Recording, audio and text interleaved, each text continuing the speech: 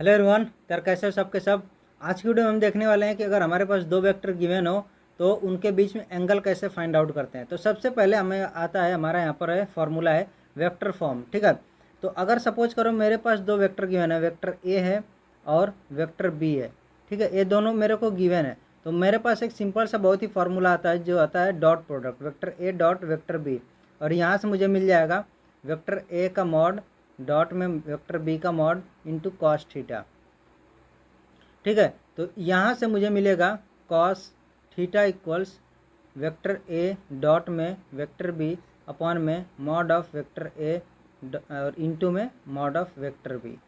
ठीक है, तो अगर मुझे वेक्टर ए गिवन हो वेक्टर बी गिवन हो तो हमें ए जो है इनके बीच में एंगल फाइंड आउट हो जाएगा। तो ये हमारा सबसे फर्स्ट फॉर्मूला है, आपको इसको नोट करके रखना है। ठीक है, वैसे देखा जाए तो इसी फार्मूले पर अभी मैं आगे के जो भी फार्मूले हैं उनको बताने वाला हूँ कैसे जो है। अब देखो, अगर जो है दूसरा मेरा है कि अगर इफ़, अब मैं कैसे फाइंड आउट करूँगा।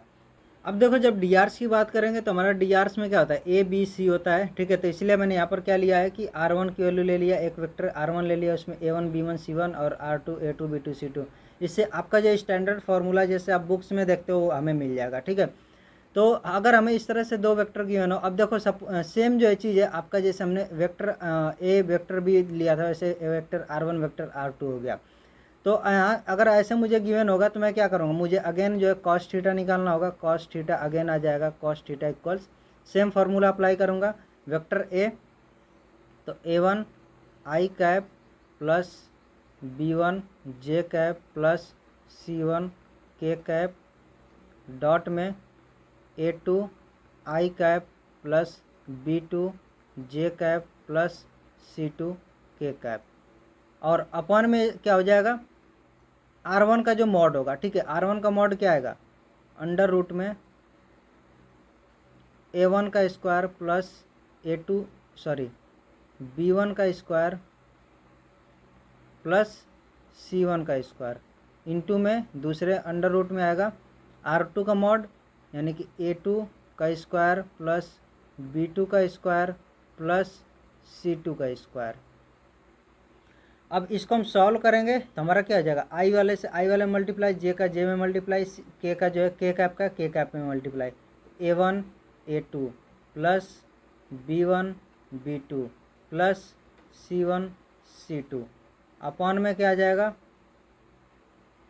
अंडर रूट में ए वन का स्क्वायर प्लस बी वन का स्क्वायर प्लस सी वन का स्क्वायर इंटू में ए टू का स्क्वायर प्लस बी टू का स्क्वायर प्लस सी टू का स्क्वायर।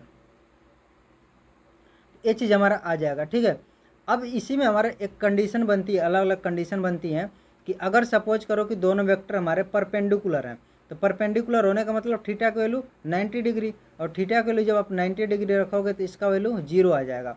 तो ये जो हमारा जो न्यूमरेटर में ये तो सेम रहेगा, बट डिनोमिनेटर वाला मल्टीप्लाई होकर 0 हो जाएगा। तो अगर इफ़ जो है if R one and R two are perpendicular, ठीक है, ए परपेंडिकुलर इस तरह से मैंने लिख दिया, देन क्या होगा A one A two plus B one B two plus C one C two equals 0 होने वाला है। ये स्पेशल केस है, आपको याद रखना है। ठीक है, ऐसे ही हमारा क्या होगा, if R one and R two are parallel, तो पैरेलल के केस में क्या होगा, देखो पैरेलल के केस में इसको हम यूज नहीं करने वाले हैं। ठीक है, इसको क्यों नहीं यूज करेंगे, क्योंकि हमें जो यहाँ पर कोई वैसा कंडीशन नहीं मिलेगा। हमने क्या पढ़ा था कि अगर दो वेक्टर पैरेलल होते हैं, ठीक है, अगर दो वेक्टर हमारे इस तरह से पैरेलल है तो मैं क्या कर सकता हूँ, ये बोल सकता हूँ कि एक वेक्टर जो दूसरे वेक्टर का लैम्डा टाइम्स होगा।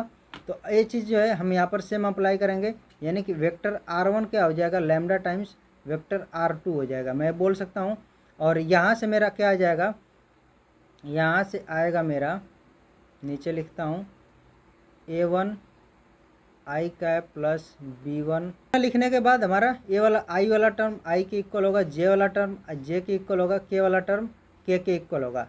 तो मैं यहाँ पर सबको इक्वल करूँगा, A one equals lambda times A two, और यहाँ पर B one equals lambda times B two, C one equals lambda times C2, और यहाँ से हमें मिलेगा लैम्डा इक्वल्स A1 अपॉन में A2, lambda equals B1 upon में B2, यहाँ से मिलेगा lambda equals C1 upon C2। अब देखो तीनों लैम्डा के वैल्यूज हैं, यानी कि तीनों इक्वल होंगे। हमें मिलेगा A1 upon A2 equals B1 upon B2 equals C1 upon C2। ठीक है, अगर आपको ये कंडीशन मिलती, ये कंडीशन ऑलरेडी हमने पढ़ चुके हैं। ठीक है, तो ये जो है कंडीशन है फॉर द पैरेलल के लिए। अगर दो वेक्टर पैरेलल हैं तो ये कंडीशन ट्रू होगी, और अगर जो है वेक्टर अगर हमारे परपेंडिकुलर हैं तो ये कंडीशन हमारी ट्रू होगी। ठीक है, तो ये तो हो गया हमारा अगर डी आर्स गिवन है तो ये जो है अलग अलग हमारी कंडीशन बनती है। ठीक है, और अगर जो ये कंडीशन ट्रू होती है, पैरेलल वेक्टर है, पैरेलल वेक्टर होने का मतलब वेक्टर कोलिनियर भी होंगे। ठीक है, 3 पॉइंट अगर हमें गिवन है तो तीनों पॉइंट कोलिनियर होंगे। अगर तीनों पॉइंट हमें गिवन है, पूछे कि ए जो पॉइंट हमारे कोलिनियर है कि नहीं है, तो उस केस में भी हमें क्या करना पड़ेगा, दो वेक्टर बनाएंगे किन्हीं भी दो पॉइंट से। ठीक है, और उन दोनों वेक्टर को चेक कर लेंगे पैरेलल हैं कि नहीं। अगर वे पैरेलल हुए तो इसका मतलब कोलिनियर भी होंगे। ठीक है, क्यों कोलिनियर होंगे, ये चीज़ मैंने आपको बताया था कि हम यहाँ पर मैथ में फ्री वेक्टर के साथ में डील करते हैं, यानी कि एक वेक्टर को हम उठा करके कहीं भी रख सकते हैं। अगर सपोज करो कि 3 पॉइंट मैंने बनाया इस तरह से, ठीक है, ये जो है यहाँ पर 3 पॉइंट, एक ए पॉइंट है, एक ए पॉइंट है, एक ए पॉइंट है। अगर कोलिनियर हुए तो एक वेक्टर मेरा ये हुआ, एक वेक्टर यहाँ पर ये हुआ, या फिर एक वेक्टर मैं पूरा बना लेता हूँ, दूसरा वेक्टर इतना बना लेता हूँ। ठीक है, अब मैं क्या करूँगा, एक वेक्टर को उठाऊँगा, एक वेक्टर को मैंने उठाया, दूसरे को इधर कर लिया। अब जो है पैरेलल अगर आ जाते हैं तो इसका मतलब कि कोलिनियर हो गए, क्योंकि इनको जो हम उठा करके कहीं भी रख सकते हैं। ठीक है, इसका हम डायरेक्शन सेम रख रहे हैं, मैग्नीट्यूड भी सेम ही रख रहे हैं, तो हम कहीं भी उठा करके रख सकते हैं। ये चीज़ मैंने आपको बहुत अच्छे से समझाई है, तो अगेन मैं इसमें नहीं जाना चाहता हूँ। अब नेक्स्ट हमारा यहाँ पर है कि इफ़ जो है डायरेक्शन कोसाइंस और गिवन, तब हम कैसे जो है फाइंड आउट करेंगे। अब देखो अगर डायरेक्शन कोसाइन गिवन होगा तो मैं मान लेता हूँ मेरा एक वेक्टर यहाँ पर है R1 है। ठीक है, और ये इसका जो है मैग्नीट्यूड मैं मान लेता हूँ सॉरी, यहाँ पर मेरे दो वेक्टर गिवन हो R1 और L1 I cap plus M1 J plus N1 K cap. ऐसे ही वेक्टर B अगर गिवन हो R2 L2 I cap plus M2 J plus N2 K cap. ठीक है, इस तरह से गिवन हो। अब देखो एक चीज़ यहाँ पर हमें ये चीज़ पता चल जाएगा कि यहाँ पर जो यूनिट वेक्टर डॉट में यूनिट वेक्टर का मल्टीप्लाई हो रहा है। तो अगर मैं बोलता हूँ कि मुझे जो है डायरेक्शन कोसाइन गिवन हो, तो मैं जो है उनका कैसे उनके बीच में एंगल को फाइंड आउट करूँगा। तो ये चीज़ हमें फाइंड आउट करने के लिए सीधे हमें यहाँ पर क्या मिल जाएगा, cos theta equals unit vector of vector ए, यानी कि वेक्टर ए का यूनिट वेक्टर क्या होगा, ये हमारा होगा जो ब्रैकेट में है, ऐसे वेक्टर बी का यूनिट वेक्टर जो ब्रैकेट में है। ठीक है, तो यहाँ पर ये चीज़ यहाँ पर थोड़ी सी गलत है, ये मॉड में रहेगा। ठीक है, तो यहाँ से हम दोनों का मल्टीप्लाई करेंगे तो हमें आएगा L1 L2 plus M1 M2 plus N1 N2, ये कॉस थीटा हो गया। अब सपोज करो दोनों वेक्टर, अब स्पेशल केस में हम आ जाएंगे। Special case, if vector A perpendicular to vector B, तब उस केस में क्या होगा, उस केस में हमारा क्या होने वाला है, कॉस थीटा 0 हो जाएगा। तो हमें मिलेगा L1 L2 plus M1 M2 plus N1 N2 equals 0 मिलेगा। दूसरा क्या होगा, अगर वेक्टर ए जो है पैरेलल है वेक्टर बी के। अब पैरेलल का मतलब मैंने क्या बोला था कि एक तो आपका होता है जब डी आर्स आप देखते हो, तो डी आर्स के केस में आप निकालते हो वेक्टर ए इक्वल होगा लैम्डा टाइम्स वेक्टर बी।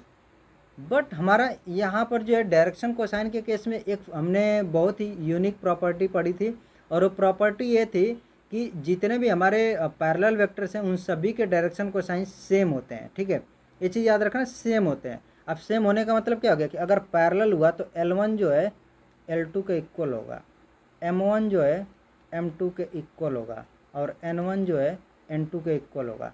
ठीक है, ये आपस में इक्वल होंगे, M1 M2 के, और N1 जो है N2 के इक्वल होगा। ठीक है, तो ये चीज़ मैंने आपको बताई थी, और यहाँ से हमें मिल जाएगा कि अगर पैरेलल वेक्टर हैं तो हमारा डायरेक्शन कोसाइन क्या होगा, अगर परपेंडिकुलर वेक्टर हैं तो उनका जो है क्या बीच में उनके रिलेशन होगा, जो भी हमारे डायरेक्शन कोसाइन है। ठीक है, तो आई होप ये चीज़ें आपको बहुत ही क्लियरली समझ में आ गई हैं, और नहीं भी आई हैं तो कोई दिक्कत वाली बात नहीं है। जब हम नेक्स्ट वीडियो में क्वेश्चंस को करेंगे तो आपको ये सारी चीज़ें बहुत ही अच्छे से क्लियर होंगी। उसके क्वेश्चंस को करना और साथ में ये भी थ्योरी वाला जो लेक्चर है इसको भी देखना, ठीक है। वैसे मैं ट्राई करूँगा कि वहाँ पर भी आपको ये सारी चीज़ें रिकॉल कराई जाए। तो आज की वीडियो में बस इतना ही, मिलते हैं नेक्स्ट वीडियो में। So till then take care, bye bye.